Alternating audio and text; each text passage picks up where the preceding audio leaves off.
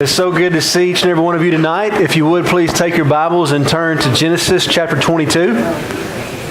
Genesis 22, we're going to be discussing one of my favorite Bible characters. And of course, I'm talking about Isaac. And so,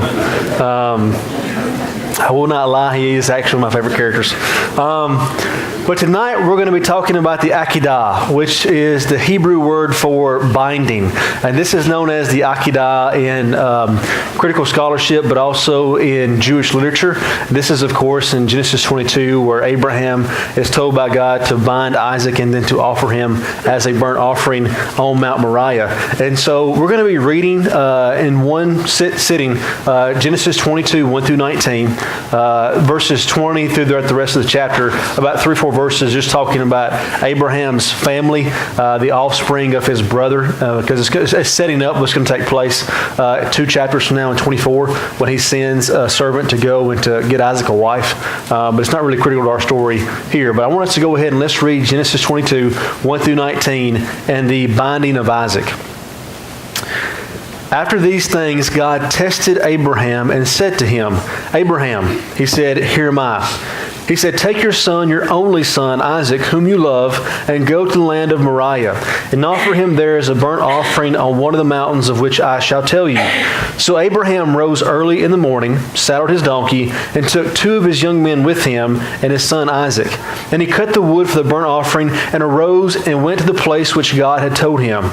And on the 3rd day Abraham lifted up his eyes and saw a place from afar.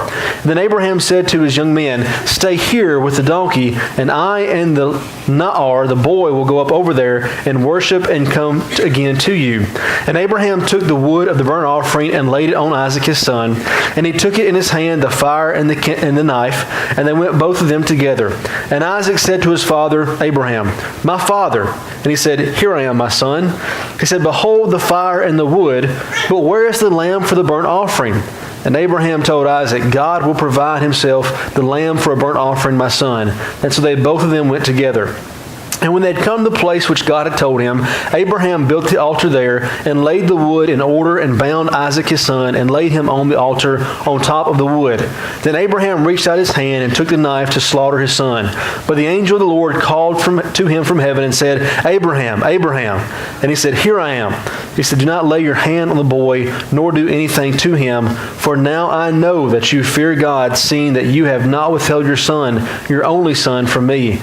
When Abraham lifted up his eyes and looked, behold, behind him was a ram caught in the thicket by his horns.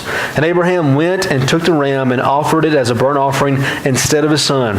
So Abraham called the name of that place, "The Lord will provide." And it is said this day, "On the mount of the Lord it shall be provided." And the angel of the Lord called to Abraham a second time from heaven and said, "By myself I have sworn, declares the Lord, because you have done this and have not withheld your son, your only son, I will surely bless you, and I will surely multiply your offspring as the stars of heaven, and as the sands of the seashore. And your offspring shall possess the gate of his enemies, and in your offspring shall all the nations of the earth be blessed, because you have obeyed my voice." And so Abraham returned to his young men, and they arose and went together to Beersheba, and Abraham lived at Beersheba. And so what I want us to do tonight with the story of Abraham and the sacrifice of Isaac is a story that many of us know and have heard a handful of times, if not dozens of times, from VBS to Bible stories to classes to sermons. But I want us to look at some of the important parts of this story and why it is so important for us today. The first aspect that I think is really important that sometimes get overlooked is where this took place, and that is at Mount Moriah. And so we know from 2 Chronicles chapter 3, verse 1, that this was the site of the Temple Mount. And so think about this from a symbolically significant standpoint. Abraham takes his son. He travels 3 days to this mountaintop.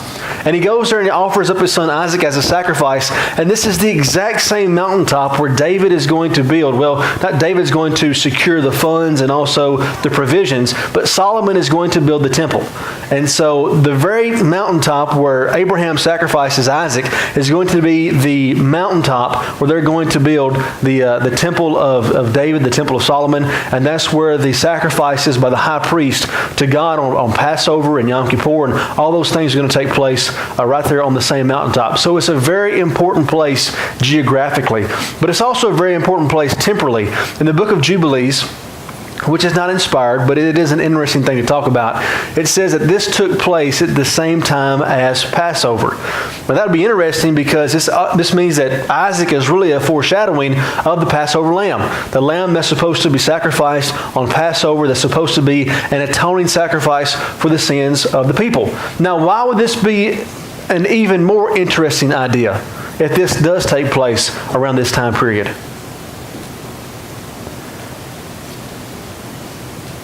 There's also another very important sacrifice around Passover. Jesus, right? And so you have God offering up His Son on the mountaintop, which Jesus was crucified on Calvary or Golgotha, just outside the city gate. And so it would have been roughly the same place where Abraham offers up his son. But there's also, like I said, a spiritual significance with the Jews and the Passover lamb, and also with Jesus and the sacrifice He does there. So God finished what He called Abraham to do. Abraham didn't have to complete it, but Jesus did, of course, for our sins. Any questions on Mount Moriah and the significance of that? No? It's kind of cool. Now, how much time frame are we talking about between Isaac's sacrifice and Jesus' sacrifice? Roughly, you don't have to be exact. 2,000 years.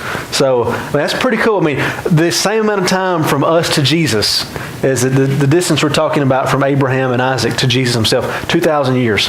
And so the same mountaintop, which I think is pretty cool. The next important aspect of this story is the faith of Abraham.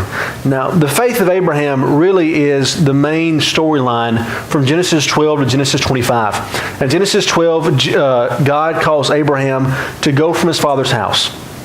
And we see him have different victories, but also different defeats in his faith. We see him have a victory where he leaves his father's house. He goes to a land which he's never seen before. But we also see hiccups along the way, like with him lying to Pharaoh and Abimelech about the nature of the relationship with Sarah, his wife, calling her merely his sister, allowing her to be taken by both Pharaoh and Abimelech. We see him pleading with God to accept Ishmael as the heir after God has already told him that Ishmael is not going to be the chosen son. And so we see this ebb and flow, but when he offers up Isaac on the Temple Mount, what would become the Temple Mount, this really is the pinnacle moment for Abraham's faith. I mean, you really see just how far his faith has progressed in the 50 years or so that it's been since he's been called to leave his father's house. And this is a heralded event in all three major world religions. Of course, in Judaism and Christianity, but also in Islam. But it's a little bit different in Islam. According to Quran, chapter 37, verses 100 through 107, Isaac is not the one who's offered. Anybody want to guess who is? Who? Ishmael, right? Yeah, according to the 37th chapter of the Quran, Ishmael is actually the one who's offered up on the mountaintop. Little copyright infringement going on there, but, whatever. That was a joke. That's just, if you didn't know, Muhammad, in about 630, he was the son of a merchant trader, and he liked Jews, he liked Christians. He was familiar with both their stories and decided he was going to kind of create an off-branch of Judaism and Christianity, and so he kind of stole some stuff and made his own religion and kind of peddled it off to the Arabian nomadic tribes. Anyways, so there's a lot of borrowed stuff in the Quran from the Old Testament and also the New Testament. And so you see the incredible faith that he has in God. And it is quite interesting. How long did it take Abraham to get this mountaintop? 3 days. It would be tough for someone to be told by God to kill your only son. I just had a kid last week, right? And so for God to say, you've got to kill your own son, it's one thing to do it and get your courage up, and do it maybe immediately, do it in a way that is quick and decisive. But this is not what God calls Abraham to do. Abraham's got to sit out from his home, and he's got to travel 3 days. And for 3 days, he's got to see his son. And he's got to realize for 3 consecutive days without break why it is that they're leaving their home camp and going to this mountaintop. It's to sacrifice Isaac. He's got to agonize over this for 3 days. I mean, I remember when I was a child and my mom would say, wait till your dad gets home. And those hours waiting for dad to get home from the fields It was almost worse than the punishment itself because you sat and you agonized over what was about to take place. Imagine Abraham. I mean, he's got to agonize for 3 days about how he's going to offer up his son as a burnt offering. Now, see, we don't do this story justice at all because we've known this story, most of us, since we were kids. We've known it since VBS, and the shock of what takes place doesn't set in when you're 7. And since you kind of grew up with it, you don't really understand it. But imagine yourself reading Genesis for the very first time. You have this epic story about this guy named Abraham, and you see him in his struggle with his faith. You see him finally get his son. You see him do all these things to please God, and then God just says in Genesis 22, take your son Isaac and offer him as a burnt offering. This is what we've been doing for the last 10 chapters, for him to get this son of promise, and now God says to kill him. And you expect Abraham to try to get God. I mean, when God said, I'm going to destroy Sodom and Gomorrah, what did Abraham do? He begged, right? He said, will you destroy a whole group of people? I mean, is that not far from you? What if there's 50 righteous people in that city? Well, we see him kind of begging with God there. Then when God says, I'm going to send Ishmael out, what does Abraham do?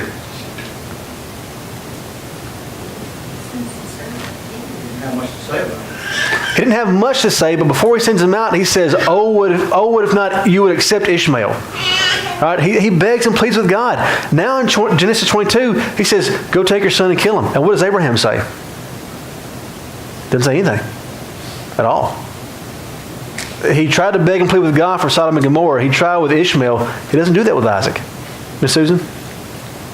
I think about Isaac and how he felt when he was laid on that wood. Yeah. He had to have a lot of faith in his dad, too. That's right. Not fight to get away. You know? That's right. Miss Susan said something great that we're going to talk about in just a second. You're on the right track, though, Miss Susan. And so he agonizes, and also a burnt offering. We're not talking about Abraham's got to sneak up on Isaac and slit his throat while he's sleeping. He's going to have to kill him on an altar and then cut him limb by limb and then burn his body. So not only does he have to kill Isaac, he's got to mutilate the body and then set it on fire, according to Leviticus chapter 3, what a burnt offering is. So not just kill him, but offer him as a burnt offering. I mean, this is serious stuff. Abraham doesn't say a word. He goes with his servants. He gets there. Now, we ask ourselves, how could he have so much faith? Philo, who was a Jewish writer living in the first century at the same time as Jesus, said this was the greatest act of piety in the history of the world, which is the greatest act of faith, basically, in the history of the world. And it's hard to argue that it wasn't one of the most compelling acts of faith. But we can ask ourselves, why didn't Abraham argue with God? He did it with Sodom and Gomorrah. He did it with Ishmael. Why doesn't he do it with Isaac? Well, the book of Hebrews in Hebrews 11 tells us why he didn't. Why is that? He already had the promise. All these promises. That's right. It said that he believed that the promise that God had given him, that Isaac was going to be the start of a great nation. And so in Hebrews 11, verses 17 through 19, it says that Abraham had faith that God would raise him from the dead. And so we see the faith of Abraham is so strong. That's why he doesn't beg God to change his plans, because he has so much faith in God that he's willing to kill his own son, because he is convinced that God is not going to go back on his promise, that Isaac is going to be the son of promise. He believes God that much. Hebrews 11, 17 through 19 says, by faith Abraham, when he was tested, offered up Isaac, and he who had received the promises was in the act of offering up his only son, of whom it was said, through Isaac your offspring shall be named. And he considered that God was able to even raise him from the dead, from which, figuratively speaking, he did receive him back. And so we see the tremendous faith of Abraham. Any questions or comments on the faith of Abraham? Anything that you think is interesting that we didn't discuss?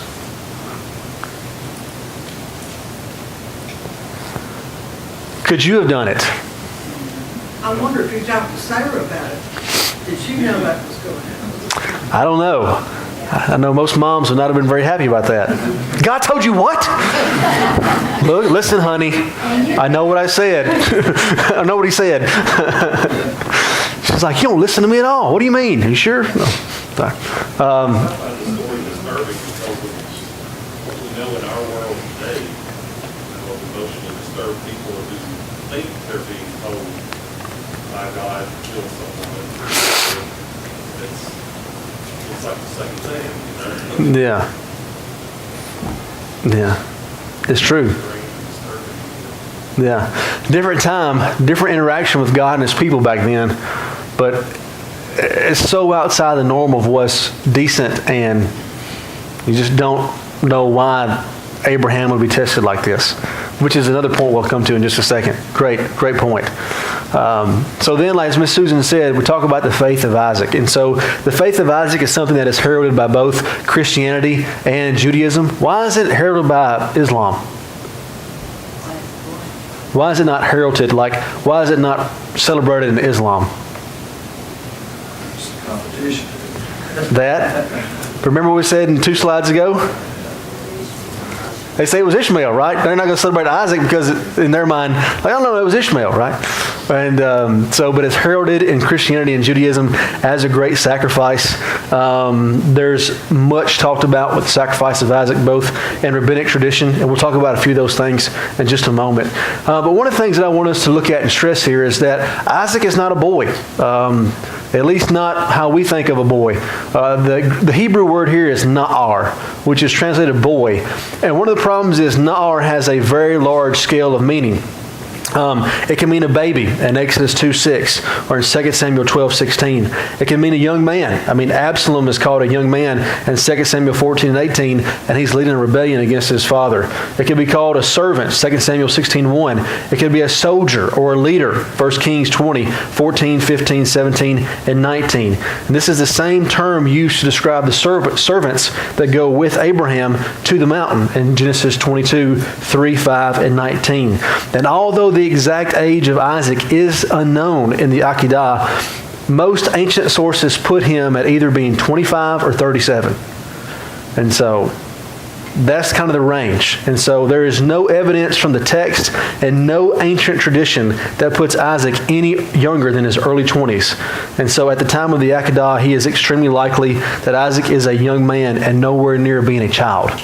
And so going back to what Miss Susan said, a lot is talked about with the faith of Abraham, but not much is mentioned about the faith of Isaac. And there's a lot written in Judaism about the faith of Isaac, but think about it this way. You've got a man somewhere between 25 and 35 who allows his 130-year-old father to tie him up and to bring out a knife like he's going to kill him. That's pretty impressive on Isaac's part, right? And so Isaac shows tremendous faith by allowing his extremely old father to bind him and offer himself as a willing sacrifice, if you will. Brother Ricky. Can we go back to verse 12 for a moment? Absolutely. And it says, he said, do not lay a hand on the boy or do anything to him, for now I know that you fear God. I already knew that he feared God. Why put him through this, and why did he ask that question? Or why did he make that statement, for now I know that you fear God? What was he trying to prove by this? Yeah, excellent question. If you couldn't hear Brother Ricky, he said, in verse 12 it says, now that I know that you fear God. Why did God need to see this demonstration of faith? And it's a great question, and it's exactly what we're going to talk about next. The foreknowledge of God. And so why did he ask? Why did he ask Abraham to do this? Why did he not already know? And so biblical passages make it clear that God knows the future, but it also makes it clear that God sees human sacrifice as an abomination. Deuteronomy 12:31, Jeremiah 32:35, Psalm 106:37, and 2 Kings 16. And so why does he test Abraham with something that God clearly calls an abomination throughout the Old Testament? And so God did not anticipate the sacrifice of Isaac, nor would he have allowed it, because it would have been contrary to his nature. And so Augustine, one of the church fathers who wrote in the 4th century, wrote that this was done so that the world could see the piety and the faith of Abraham and follow his example. I think it's two benefits. Number one, I think it was to show Abraham his faith. And in James chapter 1, verses 2 through 4, that text says, "Count it all joy, my brothers, when you meet trials of various kinds, for you know that the testing of your faith produces steadfastness. And let steadfastness have its full effect, that you may be perfect and complete, lacking in nothing." And so I think the first of which was, God knew Abraham's faith, but God wanted Abraham to know the extent of his faith. And so I asked you an important question earlier. I said, could you have done it? And the only answer you can give is what? I don't know. It's the only answer we can say, I don't know. But if you ask Abraham that question, what can he say? Yes. And in fact, the word there in the Hebrew, when it says took out his hand and the angel stopped it, actually means he was in the process of bringing it down. And so he was fully committed to sacrificing Isaac. And so it was to show Abraham his own faith. Because unless Abraham would have been put in that situation, Abraham would have asked that question and been, I don't know. I don't know if I would do that or not. But it was to show Abraham his own faith. Just like when we go through trials in our life. Is your faith in God a genuine faith? Well, if you've ever endured hardships, you can look back and say yes. If you've ever had to leave family and friends and hobbies and lifestyle choices, you can say, yes, I know my faith is real because I've seen the sacrifices. I've seen the trials and the temptations that I've had to personally go through. And so it establishes our own faith in our own mind's eye, but it also is to show the world what true faith in God looks like. And that's what Hebrews 11, 17 through 19. And that hall of faith, he's talking about, look at these men and women and look at what they did. This is what real faith looks like. A faith that is accompanied with actions and virtue and righteousness. And I think it shows that relationship between faith and works. Brother Ricky? Could it also be that he wanted to show Isaac what faith looked like? I think that's a part of it. I think it's one way for Isaac to realize just how much his faith, his father's faith meant to him. And there's something to that. I mean, we've talked in sermons before about the number one determining factor of a child's faithfulness is what? Their parents, right? And if you feel like your parents have a genuine, real faith, that's probably going to help you to have a genuine, real faith. If you feel like your parents' faith is kind of wishy-washy, if they're Sunday morning only Christians, schmo Christians, you're likely to be Sunday morning only Christians yourself. I mean, I'm not trying to be mean. I'm just saying, the apple doesn't fall very far from the tree. Now, some of us do, and some of us are living examples of that. But oftentimes, our parents play a key role in our development spiritually. And I think this shows Isaac is one of the only patriarchs that there's nothing really negatively said about him. There's not a whole lot written about Isaac. It only takes up about 4 or 5 chapters. But, even Philo talks about how Isaac was more... Philo's not inspired, but he is a first century Jew who's one of the most heralded Jewish writers in the ancient world. And he says Isaac was the best patriarch because there's no major scandal with Isaac. Now, who knows? At that time, did Isaac know that God was talking to his dad, Abraham? Did he know he was talking to him? Yeah.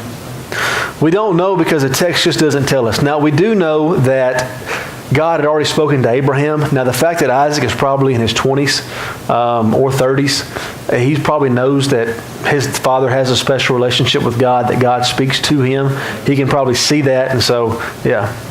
And really, one of the greatest things that we don't know is what was going through the mind of Isaac when all this was going on. We're just not told. Now, it's hard, but we don't know what was going through Isaac's mind. You notice that there is a God, and being 25, 30 years old, he'd probably throw his baby on the ground and take off running. Yeah. He stayed there, and he's going to do what he's supposed to do. My dad's not 130. He's like 55. And he's pretty stout. And every time I come home, he says, I can still take you. And between me and you, I don't think he could. But I also wouldn't want to try.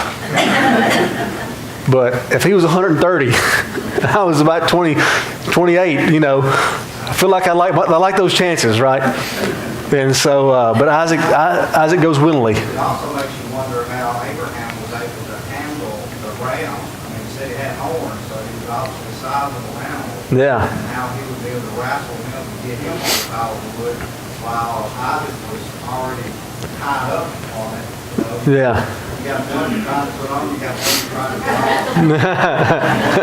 Yeah. It's true. I mean, it's true. And was Isaac already cut? Not cut. Like, was the ropes gone? Did he help his dad get the ram? We don't know. We always call it the thicket, so it may have helped him from getting away. But you're right. It is interesting. But with the foreknowledge of God, that's an important question that I think we can see that God. That's one of the reasons why we go through trials, right? I mean, we could sit there. If we're going through a trial in our life, we've got two options.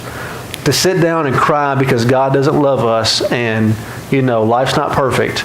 Or we could look back to the patriarchs like Abraham and then read passages like James 1 and say, sometimes God allows us to be tested, because He knows that's what's good for us. It brings about maturity. Those tests in college or those tests in school or those tests in practice that help you become a better athlete or a better scholar, and so or a better Christian in this case. Well, mine, I have in the scripture, they call him a lad. Yeah. 20, 30-year-olds, you would still be calling a lad. Yeah. Well, in my translation, they call it a boy, and we wouldn't call a 25 or 30-year-old a boy either. But the reason why they do that is because na'ar is such a hard word to translate. We don't have a word in English like it. Because like I said before, you can look in Exodus 2 where a na'ar is a baby, talking about Moses, or you can look like in 1 Samuel where a na'ar is a soldier, or even Absalom who's trying to take over his dad's kingdom. And so it's a hard word to translate. It just means someone who is not considered to be like a full-fledged authoritative man, if that makes sense. A head of a household, maybe. So. The age score too, right? Because Abraham in 30 would have been more like a 60-year-old really, in essence. Yeah. Be 175. It's tough. We just don't know the equivalent. It's like dog years, right? You got. I mean, that sounds bad, but I mean, you got some dogs whose lifespan's 11 years and some that are 17. So the old 7 to 1 doesn't work for every breed, And so Isaac and Abraham lived longer lives than most individuals around this time period. Historically, part of that is contributed to their faithfulness, that God allows them to live long lives. Was everybody living that long? Don't know. They were living longer than we are, most likely, 80 years old, and give or take. But it is interesting to think about his vitality at 130. What did it look like? What is he, we just don't know. We just don't know. We need, sometimes when we're raising our children, we need to think about Abraham and Isaac. How did he instill this desire in his son to be that submissive to him, and that he would do anything for his father? Yeah. Because, he trusted his father so much that he was willing to go with him. Yeah. So. That's an excellent point. If you couldn't hear Miss Charlotte, she said we should think about the virtues and morals that Abraham instilled into his son to where he would obey his father like this, and even a step further to obey his heavenly father like this. And so, Brother Randy? Had other children. Yes. So we had other sons, and 3 times when we actually read about told him something about his son, and then prayed to be the only son. Mm-hmm. So maybe that gives the man the idea that he's much younger than what we're talking about. Not quite, because the term monogenes doesn't mean only son, as in like only begotten son. Because even at this time, Ishmael has already been born. And so regardless of how young Isaac is. And so in the Bible, God is said to have had sons. Sometimes angels are called sons of God. Sometimes Israelites are called sons of God. And yet in John 3:16, Jesus is called the monogenes. And even in Ephesians chapter 1, it says that as Christians, we are the adopted sons of God. And that Christ is our brother, just like in Hebrews 2. And yet Jesus is still the monogenes. And the problem is that monogenes is oftentimes translated the only son. But it doesn't mean the only begotten son, or like in the classic King James Version, right? John 3:16, it's the what? The only begotten son, right? in the Septuagint, this word here is monogenes. It can't mean the only begotten son because Isaac is not the only begotten son of Abraham. He's already begotten one son in Ishmael. And so what it means, this is the son of promise. This is the covenantal son. This is the unique son. And so a better translation would be the only unique son would be the translation. So it doesn't have anything to do with the age at here. It's a good comment, but but that doesn't lend itself to that idea. Well, in some of the newer versions, like I think it's the New English versions, they leave out begotten. Yeah. Is there a reason they do? Do they do this to make Jesus look like just another God? No, they don't do it like that. What they're trying to do is trying to better explain what monogenes means in Greek. And so it's not they're denying the deity of Jesus. It's just trying to show that that's not exactly what that word is really stressing right there. It's more stressing that he's the unique son, the covenantal son. Just like Isaac was not the only son, but he was the unique son. He was the covenantal, the son of promise, if you will. Yes? I know there's scripture right down below, we ain't got to yet, but did it right after that, he was to be married off and trying to find him a wife? That's right. 2 chapters later. It would be 12 or 15, or that's I wouldn't think. Yeah. Well, it's hard. It's hard because sometimes you go one chapter and years have passed, but he is married off right after this. So, moving on, this is a very significant act. There's been much talked about this. It has a special significance in the Old Testament, New Testament, but also rabbinic tradition. Rabbi Levi Hawatha says that if you look at Genesis 12 and Genesis 22, they both start off with go to the land, and it talks about how these are the two biggest acts of sacrifice in Abraham's life. Chapter 12, he leaves his father. Chapter 22, he sacrifices his own son. Rabbi Simeon Yohai says that it's interesting that when you see Abraham, two things are mentioned in this text. He saddles his own donkey and he splits his own wood. Two things that a patriarch would have never have done during this time frame. And so it talks about just how upset he was that he's not concerned about cultural norms. Something else that's talked about is the idea that Isaac and Jesus both carried the wood to the altar, if you will. So Isaac carries the wood to the altar. And also, Isaac carries enough wood to sacrifice a man or even a boy or a ram. So, 7-year-old kid, he ain't carrying that many sticks. You know what I'm saying? And so, but it's interesting here that both Jesus and Isaac carry the wood to the altar. And so a lot of rabbis talk about that. A lot of Christians talk about that. The name Jerusalem, the name of God here that Abraham gives to him is Adonai Yarir, or Jarir is often called in English. Remember, there's no J sound in Hebrew. And so it's Yarir. And so Jerusalem really in the Hebrew and Greek is Jerusalem. We know that what was Jerusalem called before this? Before Jerusalem, it was called what? Salem. We don't know when it got changed from Salem to Jerusalem. But it is interesting if you take the name that Abraham gives to God here, Adonai Yarir, and you add that with Salam, what do you get?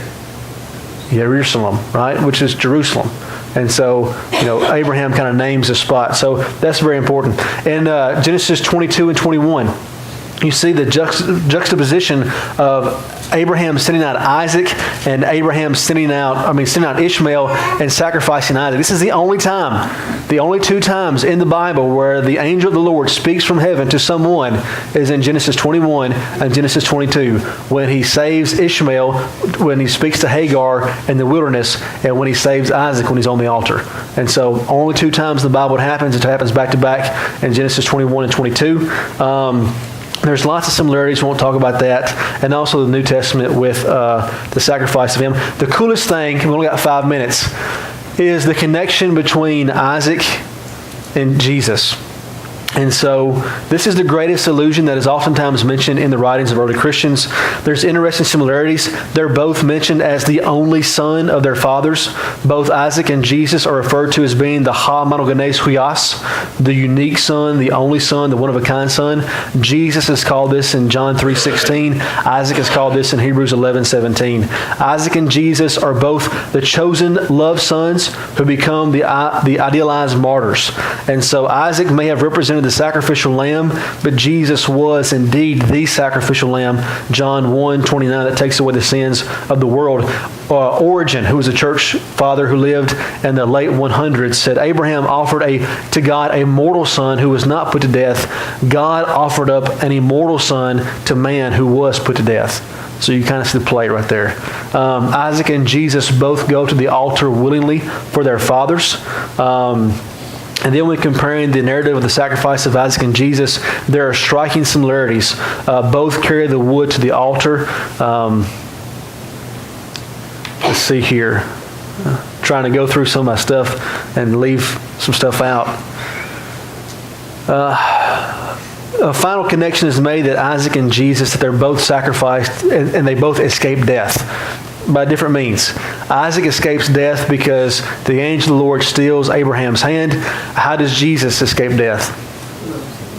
Resurrected, right? And so they both go willingly, but they're both resurrected. And so we see the conclusion about Genesis 22. Really, two things are driven home, and that is our faithfulness to God.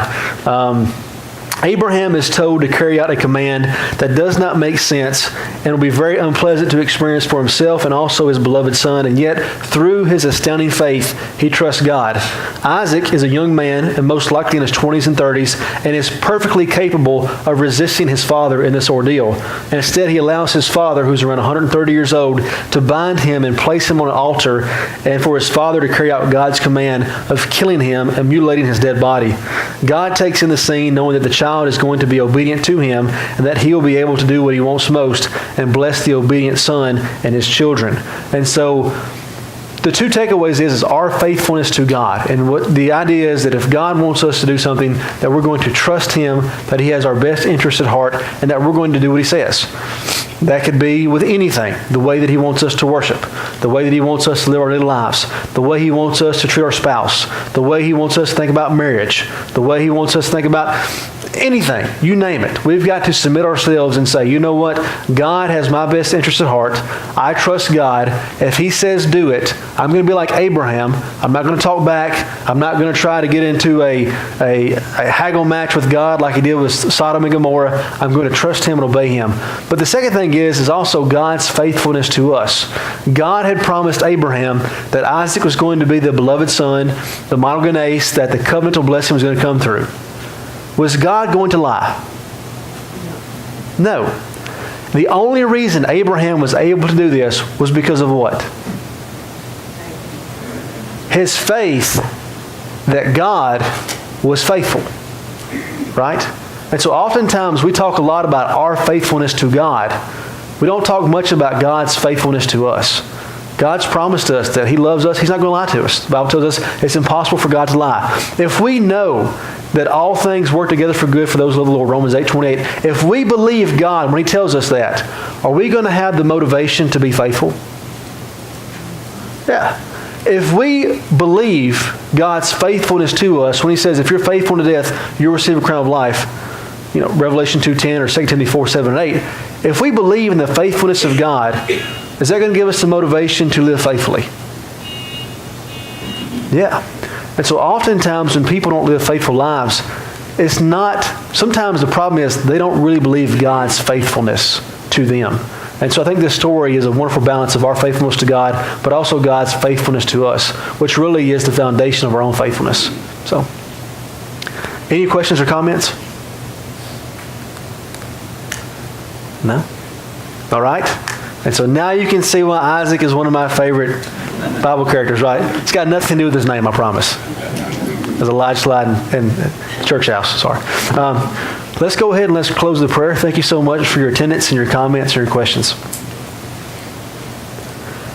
Dear Heavenly Father, we're so thankful for this day and for all the many blessings you've given us. We're so thankful for the opportunity to come together and study your word. Dear Heavenly Father, we're so thankful for your faithfulness, for your promises to us, that you love us, that you want what's best for us, but that also that you have promised us, that you have given us the ability to live forever with you in heaven if we are faithful and obedient to you and to your Son. Dear Heavenly Father, we're so thankful for the examples of men and women in the Old Testament and New Testament, for men like Abraham who trusted you and your faithfulness to him to offer up his only son.